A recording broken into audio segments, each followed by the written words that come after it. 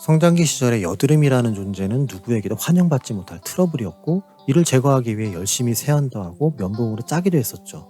하지만 하루가 멀다 하고 늘 삐짓고 나오는 녀석들이 있었기에 이들과의 전쟁을 선포하는 어떤 친구들은 모나미 볼펜 끝을 이용해 잘 익은 녀석들을 검거하기도 했었죠. 그런데 한 살, 두 살 나이를 먹다 보니 분명 여드름은 사라지고 피부가 깨끗해진 것 같은 느낌도 잠시, 이제는 그 피부 위에 여드름보다 더 심각한 주름이라는 친구들이 찾아왔네요. 그건 잡을 수도 없고 사라지지도 않고 더욱더 선명하게 자기의 존재감을 나타내고 있고요. 성경에도 피부의 질병으로 어려움을 겪었던 사람들의 이야기가 있습니다. 옛날 성경에는 문둥병자, 지금은 나병 환자로 기록되었으며 의학 용어로는 한센병 환자라고 하죠. 누가복음의 기록에 따르면 예수님께서는 나병 환자를 2번 고쳐주셨죠. 첫 번째 케이스는 오늘 등장하는 한 명의 환자였고, 두 번째 케이스는 17장에 언급된 10명의 환자들이었죠. 이들 모두 나병을 앓고 있었지만 두 이야기를 한 번에 묶어보기엔 볼륨이 커지고 적용점도 다르기 때문에 오늘은 첫 번째 케이스만 다루고자 합니다. 특별히 나병 환자는 왜 격리 생활을 해야 했으며 그가 병고침의 인정을 받기 위해서 어떠한 과정들이 필요했는지를 중점적으로 살펴보죠. 레위기 13, 14장에는 나병과 관련된 7가지 판별법과 지침이 있습니다. 신약시대의 랍비들은 나병을 치유하느니 차라리 다시 태어나는 게 빠르다고 할 정도로 나병 자체를 불치병으로 여겼지만, 레위기 지침에는 나병 환자의 치유와 이에 대한 처리 방법도 기록되어 있죠. 이는 나병에 대한 진단이 의사의 소견이 아닌 제사장에 의한 판단이었기 때문이죠. 몸이나 두드러기처럼 나병이 아닌 일반적인 피부병이나 면역질환도 나병의 한 종류로 보았기 때문에 누군가는 진짜 나병으로 인해 평생 동안 고생하며 격리되어 살았고, 다른 누군가는 일시적인 피부병으로 인해 잠시 격리되었다가 낫고 나서 다시 사회로 돌아올 수 있었던 것이죠. 그래서 어떤 학자는 나병을 한센병뿐만 아니라 모든 만성적 피부질환을 통틀어 말하는 집합명사로 해석하기도 합니다. 따라서 약간의 피부질환이라도 가지고 있던 사람들은 나병 환자라는 통합적인 꼬리표를 달게 되었고, 이들에 관한 처우 규정은 다음과 같습니다. 첫째, 나병 환자들은 사회적으로 부분적인 격리를 당합니다. 나병에 걸렸다고 해서 평생 동안 광야에 숨어들어 혼자 살아야 하는 게 아니라 성벽으로 둘러싸인 도시의 출입만 제한되었죠. 이는 그들의 생활을 제한하고 자유를 침해하는 억압이 아니라 다수의 보호를 위한 불가피한 조치였습니다. 당시의 유대인들은 우리들처럼 청결과 위생에 관한 기준도 없었고 인식 자체도 부족했죠. 따라서 면역력이 좋지 않은 사람에게 쉽게 전파될 수 있었고, 이것이 악화되어 집단 감염으로 번질 수 있는 문제이기 때문에 나병 환자들이 불편하더라도 사람들이 많이 오고 가는 대도시의 출입을 제한했던 것이죠. 하지만 오늘 본문의 배경이 되는 이곳은 성벽이 없던 작은 마을이었기 때문에 출입이 자유로웠던 것이죠. 둘째, 나병 환자들은 자신의 상황을 알리고 사람들의 접촉을 경계해야만 합니다. 이는 당시 사람들이 입던 옷을 생각하면 쉽게 이해할 수 있죠. 팔레스타인 지역의 사람들은 소매와 기장이 긴 통짜 겉옷을 입었기 때문에 신체의 대부분을 가리고 다녔습니다. 그래서 어떤 나병 환자가 얼굴은 깨끗하고 팔과 몸, 다리에만 증상이 있을 경우 옷으로 잘 가리면 보통의 사람들과 동일한 외부적 조건을 가지게 되죠. 만약 그가 격리되어야 하는 불편함에 불만을 품고 사람들 사이에서 생활할 경우 당연히 문제가 발생할 수 있죠. 반대의 경우도 마찬가지입니다. 상대방이 나병에 걸렸다는 걸 시각적으로 인지하지 못하면 접촉의 문제가 발생할 수도 있기 때문에 나병 환자가 스스로 옷을 찢고 머리를 풀고 윗입술을 가리고 부정하다 외침으로 상대방이 접근하지 못하게 막아야 했죠. 셋째, 나병 환자들도 회당 예배에 참석할 수 있지만 몇 가지 조건이 따릅니다. 다른 회중들보다 먼저 회당에 들어가서 다른 사람들의 눈에 띄지 않아야만 하며, 회당에 머무는 동안에도 별도로 마련된 장소에만 머물러야 했죠. 또한 퇴장할 때도 다른 사람들보다 나중에 나와야만 했습니다. 때론 불편하게 보일 수 있고 차별적 요소로 보이기는 하지만, 이러한 규정들은 비록 부정하다고 해서 하나님께 제사를 드리는데 제외되지 않는다는 것을 시사하죠. 자신의 상태가 어떠하든지 간에 하나님께 제사를 드릴 수 있는 권리 자체는 보증됩니다. 다만 나병 환자가 먼저 입장하고 나중에 퇴장하는 것과 제한된 장소에만 머무르게 했던 것도 그에게 어떤 불이익을 주므로 꾸짖기 위함이 아닌 앞서 말한 것 같은 확산을 막고자 했던 조치로 여겨지죠. 이러한 나병 환자의 처우는 출애굽 시절에 하나님께서 그들에게 명령하신 것들이지만, 하나님께서는 나병의 원인이나 무엇에 대한 결과라는 설명을 하지 않으셨습니다. 즉 어느 누구도 왜 나병과 같은 피부병에 걸리는지에 대해 정확히 알 수 없었지요. 그냥 누구나 걸릴 수 있는 감염 질환 중 하나였습니다. 하지만 유대인들에게 나병은 하나님의 저주로 인해 벌을 받는 것으로 인식되었죠. 바로 모세의 누나인 미리암의 사건 때문이죠. 민수기 12장에서 모세는 구스라는 이방 지역의 여자를 아내로 맞이하고 모세의 형 아론과 누나 미리암이 이것을 비판하죠. 어쩌면 선택받은 이스라엘 민족의 지도자로서 모세가 이스라엘의 여인 중 하나를 아내로 맞이하였으면 별다른 탈 없이 지나갔을 수도 있었겠죠. 아론과 미리암은 하나님께서 모세하고만 얘기했어? 우리랑도 말씀하셨잖아. 모세만 특별한 거 아니잖아. 라며 불만을 표출했지만 문제는 그들의 표현이 선을 넘었다는 것이죠. 아무리 그래도 식구끼리 막 까고 그러면 안 돼. 일례로 호리산 떨기나무 앞에서 이스라엘 백성의 출애굽을 명령하셨을 때 그곳에는 모세 혼자만 있었습니다. 시내산에서 십계명 돌판을 전해주시고 아론과 미리암이 산 아래에서 금송아지 만들고 부어라 마셔라 하고 있을 때에도 모세 혼자만 하나님을 만났습니다. 그래서 하나님께서는 아론과 미리암의 반론에 대해 질책하셨고 그 결과 미리암이 나병에 걸리게 되죠. 이러한 이유 때문에 유대인들에게 있어서 나병은 하나님이 내리신 저주로 여겨졌고 당연히 나병 걸린 사람들은 하나님의 저주를 받은 사람들로 여겨졌죠. 질병에 대한 사회적 시선과 하나님의 저주라는 종교적 시선들로 인해 그들은 보통의 사람들과 함께 살고 싶어도 함께 할 수 없는 운명이죠. 나병 환자는 예수님을 주여라고 부릅니다. 가르침에 뛰어난 선생을 부를 때 랍비라고 부른 데 반해 주여라는 것은 상대방에 대한 절대적 존중의 표현이죠. 더욱이 타인과의 접촉을 먼저 피하고 경계해야 하는 상황임에도 불구하고 그가 먼저 예수님을 찾아가 엎드리며 이러한 요청을 했다는 것을 볼 때 그가 예수님의 능력과 권위를 목격했거나 이미 듣고 알았을 것으로 여겨집니다. 그래서 자신이 다른 사람에게 먼저 다가간다는 것은 분명 율법적으로 문제가 될 수 있음에도 불구하고 예수님의 바로 앞까지 다가간 것이죠. 나병 환자의 이런 행동은 예수님의 능력에 대한 믿음이 있기 때문입니다. 하지만 우리는 믿음이라는 주제로 그를 추켜 세울 게 아니라 결과에 대한 책임도 알고 있는 자세로 더 배워야 하죠. 제가 모든 걸 책임질 겁니다. 이분께 가면 나는 병고침을 받을 수 있다. 하지만 난 사람들에게 가까이 가면 안 된다. 그렇다면 가야 하나 말아야 하나. 이 율법을 어기면 돌에 맞아 죽거나 40대의 채찍을 맞을 수도 있다. 어떻게 해야 하지? 라는 현실적인 갈등이 그를 사로잡습니다. 하지만 그에게는 진심으로 낫고자 하는 간절한 마음이 있었고 예수님은 그것을 해주실 수 있는 능력이 있으시다는 믿음이 있었으며 그로 인해 내가 이 무모한 도전에 목숨을 걸어볼 만한 가치가 있다고 여겨졌기 때문에 도전한 것이죠. 그래서 우리는 그의 믿음과 갈등 그리고 그것을 뛰어넘는 용기와 도전을 배워야 합니다. 이미 우리에겐 하나님 혹은 예수님 그리고 성령님에 대한 믿음이 있습니다. 그 믿음이 얼마나 오래가고 얼마나 단단한지는 저마다 다르지만 신이라는 존재가 가진 권위와 능력에 대한 믿음이 있죠. 나병 환자가 그랬던 것처럼요. 하지만 믿음은 있는데 현실이 문제죠.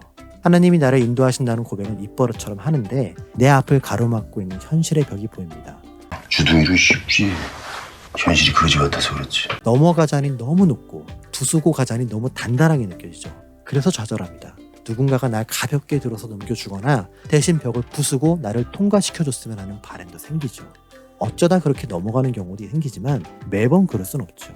나 스스로가 벽을 넘기 위해 도움닫기도 하고 점프도 하고 매달려도 봐야 하죠. 벽을 갉아내거나 자꾸 부딪힘으로 인해 벽에 상처라도 내면서 반복해야지만 벽이 무너지게 됩니다. 하지만 이러한 모든 노력은 결국 나 자신이 일어서서 움직여야만 하는 것이죠. 용기가 있어야 합니다. 그래서 나병 환자가 대단한 것입니다. 우리는 비록 예수님에 대한 믿음을 가지고 있으면서도 두려움 속에 섣불리 나서지 못할 때 나병 환자는 율법을 어기면 어떻게 되는지 알고 있음에도 죽으면 죽으리라는 믿음으로 예수님 앞에 다가가 엎드린 것이죠. 용기를 내어 예수님 앞에 엎드린 그는 다음과 같이 고백하죠. 주님, 당신이 원하시면 나를 깨끗하게 하실 수 있습니다. 나병 환자는 간절한 자신의 요청보다 예수님 스스로의 의지를 더 중요시 여기며 겸손함으로 묻습니다. 내가 엎드렸으니 당연히 달라는 게 아니라 모든 결정은 당신의 몫이라는 표현을 하죠. 이것은 주님, 당신에게 날 고치실 수 있는 능력과 권한이 있음을 알고 있습니다. 하지만 날 고치시려면 나에게 손을 대야 하고 그것은 율법을 어기는 것이며 더럽다고 여겨지는 사람들의 시선을 무시해야 합니다. 기존에 있었던 규율을 깨야 하는데 그것을 깨려면 용기가 필요하며 주변에서 던지는 평가 자체도 거부해야 합니다. 이 모든 과정들이 불편함 그 자체입니다. 그럼에도 저를 위해 그 불편함을 감당해 주실 수 있으신가요? 라는 표현이죠. 더 나아가 여기에는 비록 그리하지 않으실지라도 당신에게 그 권한과 능력이 있는 건 사실입니다. 라는 존중의 고백이 깔려 있습니다. 나병 환자의 이러한 고백은 우리들에게 새로운 도전이 됩니다. 우리는 어떤 자세와 어떤 표현으로 기도를 드리나요? 때론 하나님께 당당한 요청을 할 때도 있고 간절하게 매달릴 때도 있죠. 땡깡 부리듯 달라고 할 때도 있고 제발 주시면 안 될까요? 라는 마음으로 간청할 때도 있죠. 어떤 기도의 자세가 옳다 틀리다가 아닙니다. 단지 우리는 응답에 대한 결정권자가 아니라 청구권자임을 알자는 것이죠. 우리가 아무리 생각해도 하나님께서 이렇게 해주셔야 할 것 같고 내 기도가 누가 봐도 합리적이기에 응답은 필연적일 것처럼 보인다 하더라도 우리의 요청에 대한 결정은 하나님께서 하십니다. 능력을 가진 분께서 그것을 행할지 말지 결정하는 권한도 함께 가졌다는 것을 알아야 하죠. 그래서 나병 환자가 요청한 것처럼 하나님께 능력이 있음을 인정하고 동시에 내 기도를 응답하실 마음이 있으시면 하실 것이고 그렇지 않으면 하지 않으실 것이라는 걸 먼저 받아들여야 합니다. 그리고 그러한 가부결정의 기준은 하나님에게 있는 것이며 비록 그것이 나에게 최선이 아닌 것 같고 내 기대와 다른 결과를 할지라도 하나님의 관점에서 그것은 최선의 것임을 우리가 인정하고 따라야 하지요. 나병 환자의 요청이 어떠한 의미인지를 알고 계신 예수님께서는 내가 원하노니라는 의지의 뜻을 담아 답변하시며 그에게 손을 대십니다. 그리고 이처럼 예수님께서 손을 대셨다는 표현은 동일한 사건을 기록한 공간복음에 모두 동일하게 나타나죠. 목격자에 따라 그리고 그것을 기록하는 저자에 따라 더 중요하게 보이는 것과 덜 중요하게 보이는 것들의 차이가 있는 것이 공간복음의 특징이지만 이 부분만큼은 마태, 마가, 누가 모두 동일하게 증언하죠. 왜냐? 나병 환자에게 손을 대신 자체가 매우 특별하기 때문이죠. 예수님의 이러한 행동은 앞서 언급한 나병 환자의 격리 규정을 어기는 것입니다. 그리고 이것은 편의에 의해 규정을 넘나드는 것 이상으로 레위기 율법을 파괴하는 행위였죠. 나병 환자 스스로도 격리 규정을 잘 지키며 생활해야 하지만 주변 사람들도 그를 피하고 접근하지 말아야 했죠. 그런데도 예수님이 스스로 그에게 손을 대셨다는 것은 모든 불문율을 깨는 행위이며 전적으로 본인의 의지에 따른 것임을 선언하신 것이죠. 제가 받을 것은 비난과 처벌이지만 누군가한테는 살고 죽는 문제가 되기 때문입니다. 만약 우리라면 어떻게 했을까요? 나에게 나병을 치유할 만한 능력이 있고 율법까지 잘 알고 있다면 굳이 손을 대면서까지 치유하지 않고 다른 방법을 찾지 않을까요? 어쩌면 환자의 피부가 위생상 더럽다고 느껴지거나 꺼림칙하게 다가와서 더더욱 손을 대지 않았을 수도 있죠. 그런 느낌을 받는 게 죄는 아닙니다. 하지만 그럼에도 불구하고 예수님께서는 그를 만지신 것이죠. 마가복음에 따르면 예수님께서 그를 보고 민망히 여기셨다고 기록합니다. 이건 창피함이나 부끄러움을 인한 감정이 아니라 불쌍함을 느끼는 의미죠. 나병이라는 하나의 피부 질환으로 인해 환경이 제한되고 저지당해야만 했던 그의 삶에 대한 안타까움의 감정입니다. 이러한 감정 속에서 예수님은 어쩌면 하나님이 이러라고 너희에게 율법을 준 게 아닌데, 누군가를 이렇게 차별하라고 멀리하라고 율법을 전해준 게 아닌데, 또한 이 사람의 나병이 그의 죄로 인한 게 아니기에 이렇게까지 대할 필요가 없는데 라고 느끼셨을 수도 있죠. 자기 앞에 엎드려 병을 고쳐달라는 나병 환자를 보는 예수님의 마음은 누구보다 더 안타깝고 애절했을 겁니다. 비록 사람들은 나병 환자를 종교적 죄인으로 여겼지만 예수님에게 그는 단지 피부병을 앓고 살아가는 한 명의 사람으로만 보인 것이죠. 그렇기에 그에게 손을 대심으로 율법에 대한 사람들의 인식을 깨신 것이고 이렇게 해야지만 율법에 대한 오해를 바로잡을 수 있기 때문이었죠. 우리가 사는 현대사회에는 법이 존재합니다. 이 법은 사회 구성원들의 합의로 도출된 시스템이죠. 따라서 법은 불필요한 것이 아니라 그 사회가 추구하는 보편적인 질서와 안전을 유지하기 위해 필요한 수단으로 인식되며 마땅히 지켜야 하는 것으로 여겨지죠. 오히려 그것을 파괴하고 마음대로 조정하거나 타당한 이유 없이 규정을 없애려는 움직임을 경계하며 거부하죠. 또한 이 법은 국가마다 다르며 외국인에 의해 영향받지 않고 오히려 외국인이 그 법에 순응해야만 하죠. 일례로 미국의 몇몇 주는 총기 소지가 자유지만 한국에서 총기 소유는 불법이죠. 아무리 미국 시민이 자신을 보호하기 위해 총기를 소유할 자유가 있다 하더라도 그가 한국에 사는 한 총기를 소유할 수는 없습니다. 그래서 로마에 가면 로마법을 따르라는 말처럼 이러한 인식과 합의가 당연한 것으로 받아들여지고 한국에 거주하는 미국 사람들 중 어느 누구도 총기 소유의 자유에 대해 주장하며 한국 법을 깨려 하지 않습니다. 이렇게 법은 그 사회의 가치를 반영하며 그것을 동의하고 지키려는 자들을 사회라는 그룹으로 연결시켜주는 매개체가 되기도 합니다. 율법도 마찬가지였습니다. 모세를 통해 전달된 초기의 율법은 군소리 없이 말 잘 듣는 하나님의 백성으로 만들기 위해 규제하고 탄압하지 않았습니다. 오히려 하나님으로부터 선택받은 백성들을 이방인들로부터 구별하고 그들을 보호하기 위해 지켜야 할 최소한의 조치였죠. 비록 구별과 보호를 위해 율법이 주어졌지만 이것을 후대에 전달하고 가르치는 과정 가운데 뭐든 지 맘대로 지 멋대로 사람들의 해석이 가미되고 확대되면서 점점 더 순수했던 본질이 사라지기 시작합니다. 건물을 지을 때 땅을 깊게 파지 않고 골조도 약하게 세우면 그 위에 층이 올라갈수록 하중이 늘어나고 뼈대가 흔들리게 되며 언제 무너도 이상하지 않는 만큼 위태롭게 되죠. 마찬가지로 율법의 본질에 대한 고려와 온전한 이해를 통해 튼튼한 기초를 세우지 않고 그 위에 사람들의 해석이 겹겹이 더해지고 하지 말라는 규정만 늘어나다 보면 지키고 싶은 마음보다 지키기 부담스러운 마음이 더 커지게 되어 믿음이 무너지게 됩니다. 그리고 율법의 본질보다 사람들의 해석에 의해 짓눌린 삶은 하나님의 자녀로서 누릴 수 있는 자유함이라는 걸 찾아볼 수 없게 되고 두려운 하나님, 심판의 하나님, 회개하지 않으면 곧 벼랑 맞아 죽을 것 같은 우리의 모습으로 표현되며 공포감에 살게 되죠. 이러한 현실을 너무 잘 아시는 예수님께서는 율법을 지키면서도 얼마든지 자유로워질 수 있고 그 규율 안에서의 질서를 느끼고 그 안에서 보호받는 사람들의 삶을 위해 기울어진 것들을 바로잡고자 하셨습니다. 더욱이 예수님의 이러한 행동이 율법이라는 기존 질서를 파괴하기 위함이었다면 나병 환자에게 앞으로 지켜야 할 규례들을 따르라 하지 않으셨을 겁니다. 오히려 예수님은 율법이나 선지자를 폐하러 오신 게 아니라 완전하게 하려 오셨다는 자신의 말씀처럼 사람들로 인해 기울어진 율법의 본질을 바로잡고자 오신 것이죠. 따라서 기존의 질서에서 필요한 것은 따르되 불필요한 부분과 지나치게 형식적인 부분 그리고 그로 인해 본질을 가리는 것들에 대해서는 때론 과감하게 생략하며 선을 넘기도 하신 것이고 오늘 예수님이 나병 환자에게 직접 손을 대신 것도 그러한 관점에서 이해되어야 하죠. 오늘날의 시대에 맞는 새로운 방법으로 율법의 정신을 계승하는 것 그것이 바로 예수님이 추구하셨던 율법의 완성이지요. 예수님은 병고침을 받은 그에게 이것에 대해 아무에게도 말리지 말라 하십니다. 예수님께서는 종종 이렇게 함구령을 내리지만 그 이유에 대한 증거는 충분치 않습니다. 그래서 어떤 성경학자들은 예수님에 관한 소문이 날 경우 사람들이 지금보다 더 많이 몰려들고 영향력이 강해지며 이를 정치적으로 이용해 기존 체제를 전복시키려는 급진적 세력들이 악용할 수 있기 때문에 이를 막고자 하신 것으로 해석합니다. 또 다른 학자들은 예수님께서 스스로가 단지 특별한 능력을 가진 한 명의 인간으로서만 인식되지 않도록 하기 위해 이렇게 했다고도 하죠. 양측 해석들 모두 나름 타당하게 보여집니다. 다만 이러한 추론들이 주석에 기록되고 학자들에 의해 어느 정도 합의는 되었지만 이건 역시 인간적인 관점으로 바라본 견해이기 때문에 가장 좋은 해결 방법은 늘 말씀드리는 것처럼 예수님을 직접 만나서 물어보셔야 합니다. 혹시 모르죠. 예수님이 그냥 그땐 그러고 싶었어 라고 말씀하실 수도 있으니까요. 이제 나병 환자는 제사장을 찾아가 자신의 몸을 보이고 나았다는 최종 판정을 받아야 합니다. 유대인들은 모든 질병을 하나님의 징벌로 여겼기 때문에 치유됨과 회복됨의 판단은 의사가 아닌 제사장에게 받아야만 하는 것이었죠.